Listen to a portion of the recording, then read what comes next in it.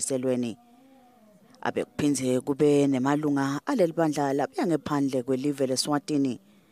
Lenkonzo bekade ingenelwe nangemakholwa emabandla lamanye lehlukehlukene.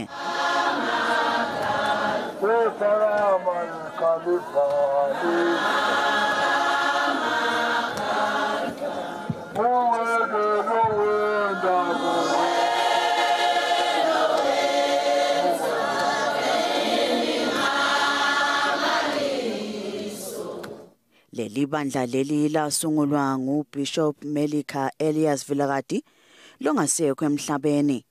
Bishop Vilakazi abengubabe wamengameli Khanyakezwe Vilakazi kanye na Archbishop Bheki Bandla Vilakazi.